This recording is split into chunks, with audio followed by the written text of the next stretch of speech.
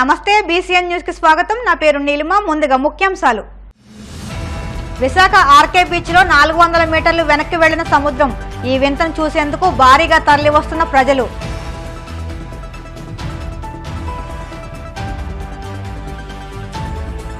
హోంమంత్రి Vangalapudi అనితపై MLC వరదు Kalyani fire. మాజీ CM Jagan పై లేనిపోని ఆరోపణలు చేస్తున్నారంటూ ఎద్దేవా।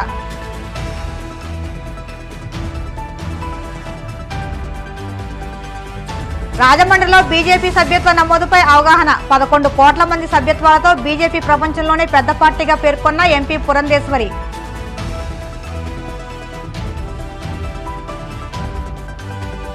మహారాష్ట్రలో దంచికొడుతున్న వర్షాలు। నాసిక్ జిల్లాలో ఉప్పొంగి ప్రవహిస్తున్న గోదావరి। బీచ్లో ఎగిసిపడే అలలను చూస్తే పెద్దవాళ్లు కూడా పిల్లల్లా మారిపోతారు।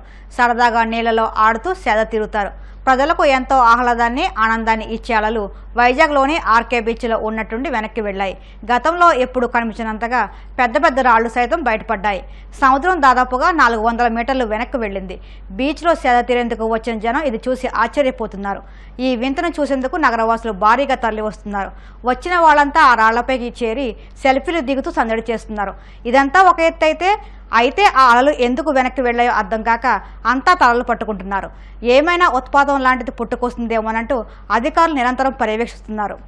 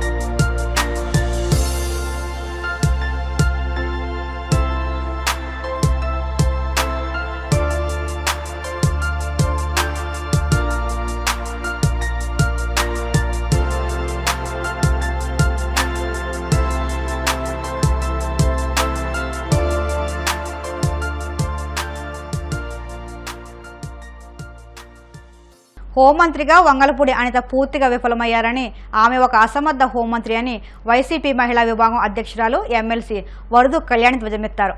బాధ్యతల నిర్వహణలో విఫలమైన అనిత తన హోదాను మడిచి అనుచిత విమర్శలు చేస్తూ నిందలు వేస్తున్నారని ఆక్షేపించారు। రోజు తమ పార్టీపై జగన్మోహన్ రెడ్డిపై విమర్శలు చేయడమే అనిత ఎజెండాగా మారిందన్నారు। రాష్ట్రంలో శాంతి భద్రతలు పూర్తిగా క్షీణించాయని, ఎక్కడికక్కడ హత్యలు, హత్యాయత్నాలు, దాడులు, ఆస్తుల విధ్వంసం కొనసాగుతుందన్నారు। అశాంతి నెలకొన్న హోంమంత్రి ఏనాడు స్పందించలేదని, చివరకు ముచ్చుమరిలో అత్యాచారానికి గురై అదృశ్యమైన బాలిక కుటుంబాన్ని కూడా పరామర్శించలేదని గుర్తు చేశారు।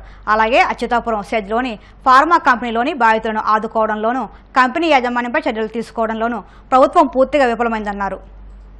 వైఎస్ఆర్ కాంగ్రెస్ పార్టీ రాష్ట్ర మహిళా అధ్యక్షురాలుగా జగన్మోహన్ రెడ్డి గారు నన్ను నియమించినందుకు ధన్యవాదాలు తెలియజేస్తూ ఉన్నాను। నా మీద ఎంతో నమ్మకంతో ఈ బాధ్యతను అప్పచెప్పారు। ఆ నమ్మకాన్ని నిలబెట్టుకుంటానని తెలియజేస్తూ ఉన్నాను। మా పార్టీలో మహిళా విభాగం బలోపేతానికి నా శాయశక్తులా కృషి చేస్తానని తెలియజేస్తూ ఉన్నాను। గతంలో జగన్మోహన్ రెడ్డి గారు ముఖ్యమంత్రిగా ఉన్నప్పుడు మహిళలని ఆర్థికంగా, రాజకీయంగా, సామాజికంగా ఉన్నత స్థానంలో కూర్చోబెట్టడం కోసం ఎంతగానో కృషి చేసిన సంగతి మనం చూసాం। ఒక మహిళా పక్షపాత ముఖ్యమంత్రిగా పేరు తెచ్చుకున్నారు। మహిళల రక్షణ కోసం పెద్దపీట వేస్తూ పనిచేసిన పరిస్థితి కూడా మనం చూసాం। ఇప్పుడు ప్రతిపక్ష నేతగా కూడా మహిళల సమస్యల మీద, అలాగే మహిళల రక్షణ కోసం పోరాటం చేస్తూ ప్రభుత్వం మీద ఒత్తిడి తీసుకొస్తూ ఉన్న పరిస్థితి మనం చూసాం। మహిళల రక్షణ కల్పించడం కోసం, అలాగే మహిళల సమస్యలు పరిష్కారం చేయాలి అని చెప్పి, అలాగే మహిళలకు ఇచ్చిన హామీలు నెరవేర్చాలని చెప్పి జగనన్న పోరాటం చేస్తూ ఉన్న పరిస్థితి మనం చూసాం। 3 నెలలు కావస్తూ ఉంది ఈ ప్రభుత్వం అధికారంలోకి వచ్చి। ఎన్నో మహిళల మీద దాడులు, అత్యాచారాలు, హత్యలు జరిగాయి। కాబట్టి కఠినమైన చట్టాలు తీసుకొచ్చి ఈ మహిళల మీద జరుగుతున్న ఈ దాడులు, అత్యాచారాలు ఆపాల్సిన బాధ్యత ప్రభుత్వం మీద ఉంది। అలాగే సూపర్ 6 హామీలు కూడా మ్యాక్సిమం మహిళల కోసమే ఇవ్వడం జరిగింది। అవన్నీ కూడా ఖచ్చితంగా నెరవేర్చాల్సిన బాధ్యత ఈ కూటమి ప్రభుత్వం మీద ఉంది. ఇవన్నీ నెరవేర్చేంత వరకు కూడా మేము ప్రభుత్వం మీద ఒత్తిడి తీసుకొచ్చి మా పోరాటం ముందుకు కొనసాగిస్తామని తెలియజేసుకుంటున్నాం. యాక్చువల్గా అచ్యుతాపురం సెజ్లో ఎసెన్షియా ఫార్మా కంపెనీలో ఒక దుర్ఘటన జరిగింది. దాని మీద ఈ రాష్ట్ర ప్రభుత్వం కానీ పాయకరావుపేట ఎమ్మెల్యే గారు కానీ అబద్ధాలు చెప్తూ ఉన్నారు. దాన్ని ఖండించడం కోసం ఈరోజు ప్రెస్ మీట్ పెట్టడం జరిగింది. 17 మంది చనిపోయారు, 41 మందికి గాయాలు అవ్వడం జరిగింది. మాట్లాడితే చంద్రబాబు నాయుడు గారైనా పాయకరావుపేట ఎమ్మెల్యే గారైనా ఈ ప్రభుత్వం కానీ వాళ్ళకి కావలసిన అలాంటి దుర్ఘటనలో బాధితులకు మరింత మృతులు పెరిగిపోకుండా కాపాడాల్సిన బాధ్యత, అలాగే క్షతగాతుల్ని అంబులెన్సుల్లో హాస్పిటల్స్కి తీసుకెళ్లాల్సిన బాధ్యత, అలాగే కంపెనీ యాజమాన్యం మీద చర్యలు తీసుకోవాల్సిన బాధ్యత ఈ ప్రభుత్వం మీద ఉంది. కానీ వీటన్నిటిలో కూడా వాళ్ళు వైఫల్యం చెంది తిరిగి మళ్ళీ వాళ్ళకి చేత కాక మళ్ళీ ఈ వైఫల్యాన్ని జగనన్న మీద నెట్టేయడానికి బుర్ర జల్లడానికి ప్రయత్నిస్తూ ఉన్న పరిస్థితి చూసాము. పాయకరావుపేట ఎమ్మెల్యే గారు అయితే ఇష్టం వచ్చినట్టుగా జగన్మోహన్ రెడ్డి గారిని పట్టుకొని మాట్లాడుతూ ఉన్న పరిస్థితి. ఆవిడ తిట్టినంత మాత్రాన జగనన్న విలువ తగ్గిపోదు. ఆవిడికి పదవి ఇచ్చారు, ఆ పదవి బాధ్యతలు నిర్వర్తించడానికి కాదు, జగనన్న తిట్టడానికి అన్నట్టుగా ఆవిడ బిహేవ్ చేస్తూ ఉన్నారు.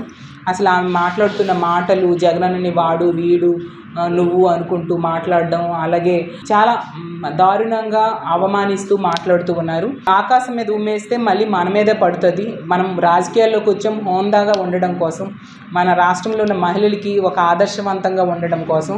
వాళ్ళ దగ్గర మీరే చులకనవుతారనే విషయం మీరు గుర్తిస్తే బాగుంటుంది. మీరు తిట్టినంత మాత్రం జగనన్న విలువేం తగ్గిపోదనేసి పాయకరావుపేట ఎమ్మెల్యే గారిని తెలియజేస్తూ ఉన్నాను. ఆవిడకి కూడా పాయకరావుపేట ఎమ్మెల్యే అని ఎందుకు అంటూ ఉన్నానంటే, ప్రోటోకాల్ ప్రకారం ఆవిడ హోమ్ మినిస్టర్ అవ్వచ్చు, కానీ ఆ బాధ్యత నిర్వర్తించడంలో ఆవిడ పూర్తిగా విఫలమయ్యారు. ఎంతసేపు కూడా ప్రతిపక్షాలని తిట్టడం తప్ప అచ్యుతాపురం సెజ్లో జరిగిన దుర్ఘటనల విషయంలో కూడా స్పందించడం అయితేనేమి, అంబులెన్స్లు ఏర్పాటు చేయడం అయితేనేమి, అలాగే వెంటనే వచ్చి పరామర్శ చేయడం అయితేనేమి, ఇవన్నీ కూడా చాలా నిర్లక్ష్యం కనిపించిన పరిస్థితి మనం చూసాము. కాబట్టి ఆవిడ హోమ్ మినిస్టర్ అయ్యాక కూడా ఈ రాష్ట్రంలో ఆడపిల్లల మీద ఎన్నో దారుణాలు జరిగాయి. వాళ్ళకి భరోసా ఇవ్వడంలో అయినా పరామర్శ చేయడంలో అయినా ఆవిడ తీవ్రంగా విఫలమైన పరిస్థితి మనం చూసాము.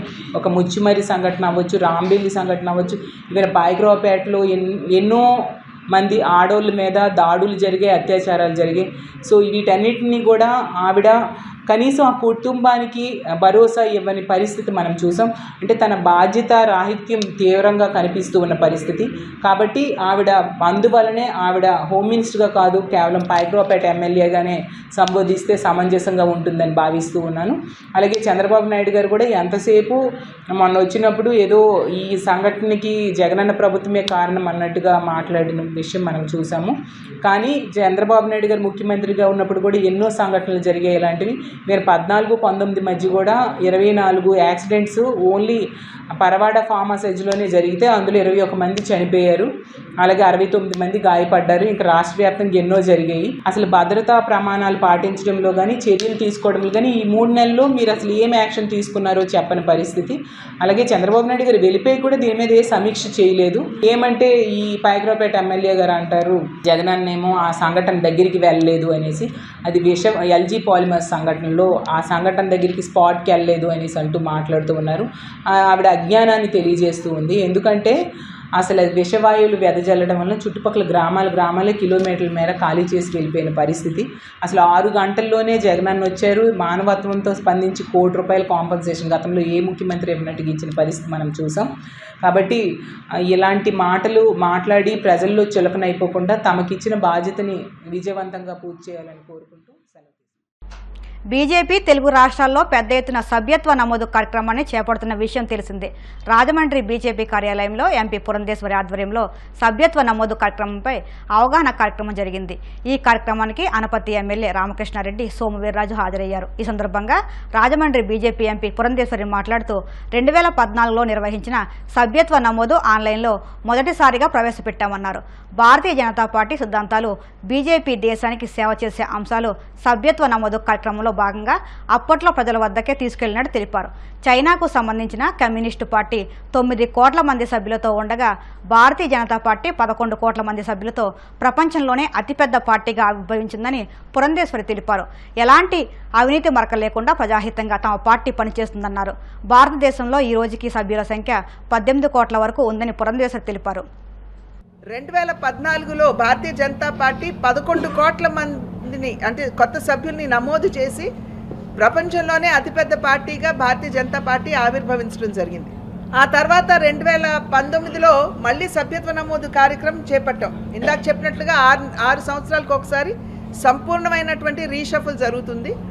అయితే మధ్యలో 3 సంవత్సరాలకు ఒకసారి టాప్అప్ సభ్యత్వం ఏదైతే చేస్తామో దానికి సంబంధించి కూడా కార్యకర్తలు బాగా చురుగ్గా పాల్గొని మన ఆంధ్ర రాష్ట్రానికి వచ్చేటప్పటికి 2014వ సంవత్సరంలో 28 లక్షల పైచిలకు సభ్యుల్ని నమోదు చేయడం జరిగింది. ఆంధ్ర రాష్ట్రానికి సంబంధించి ప్రపంచంలోనే అతిపెద్ద పార్టీగా భారతీయ జనతా పార్టీ ఆవిర్భవించడం జరిగింది. అయితే మధ్యలో 3 సంవత్సరాలకు ఒకసారి టాప్అప్ సభ్యత్వం ఏదైతే చేస్తామో దానికి సంబంధించి కూడా కార్యకర్తలు బాగా చురుగ్గా పాల్గొని మన ఆంధ్ర రాష్ట్రానికి వచ్చేటప్పటికి 2014వ సంవత్సరంలో 28 లక్షల పైచిలకు సభ్యుల్ని నమోదు చేయడం జరిగింది. ఆంధ్ర రాష్ట్రానికి సంబంధించి యావత్ భారతదేశంలో 11 కోట్లు ప్రజలు భారతీయ జనతా పార్టీ 2019 సంవత్సరానికి వచ్చేటప్పటికి గడిచిన అంతకుముందు 5 సంవత్సరాల కాలం ఏ రకంగా భారతదేశానికి తన సేవలను అందించిందో అదేవిధంగా ఆంధ్ర రాష్ట్రానికి సంపూర్ణమైనటువంటి సహకారాన్ని అందించినటువంటి సందర్భంలో ఎటువంటి అవినీతి మరక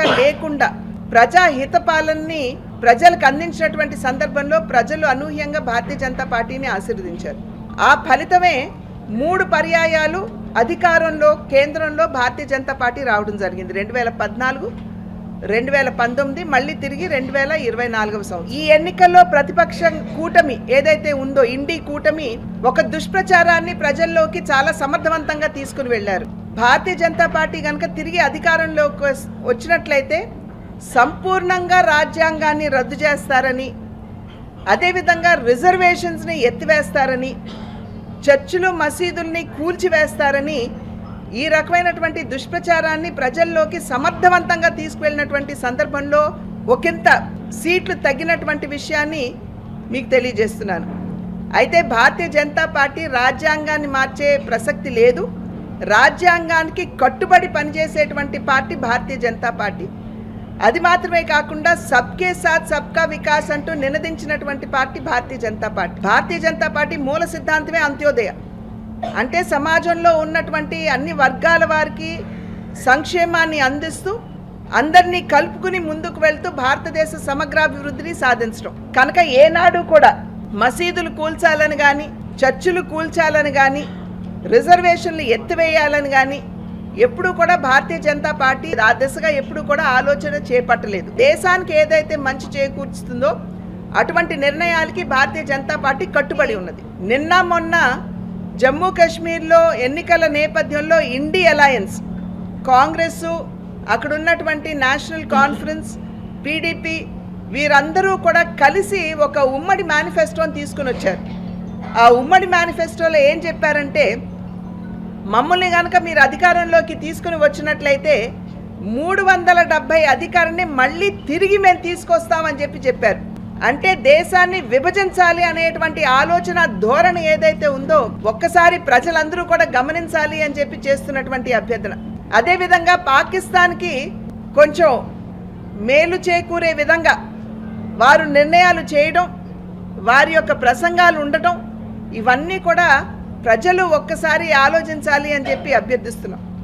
అదేవిధంగా సిఏఏ తీసుకొచ్చిన సిటిజన్ అమెండ్మెంట్ యాక్ట్ కావచ్చు, ట్రిపుల్ తలాక్ రద్దు కావచ్చు, మొన్న తీసుకొచ్చినటువంటి వక్ఫ్ బోర్డ్ అమెండ్మెంట్స్ కావచ్చు, ఇవన్నీ కూడా చూసినట్లయితే ప్రజా సంక్షేమానికి పెద్దపీట వేస్తూ దేశాభివృద్ధిని ఆకాంక్షిస్తూ ఈ నిర్ణయాలన్నీ కూడా భారతీయ జనతా పార్టీ చేసింది అనేటువంటి విషయం తెలియజేస్తూ రాబోయే కాలంలో కూడా ప్రజలు ఖచ్చితంగా భారతీయ జనతా పార్టీని ఆశీర్వదిస్తారని చెప్పి విశ్వసిస్తూ కార్యకర్తల మీద ఉన్నటువంటి అచంచలమైనటువంటి విశ్వాసం మాకు ఖచ్చితంగా పార్టీని ప్రజల వద్దకు తీసుకుని వెళ్ళి పెద్ద ఎత్తున సభ్యత్వ నమోదు కార్యక్రమాన్ని విజయవంతం చేస్తారని చెప్పి మేమందరం కూడా ఆ దిశగా పనిచేస్తామని చెప్పి తెలియజేస్తాం. ఇప్పుడు కాసేపు ప్రకటనలు.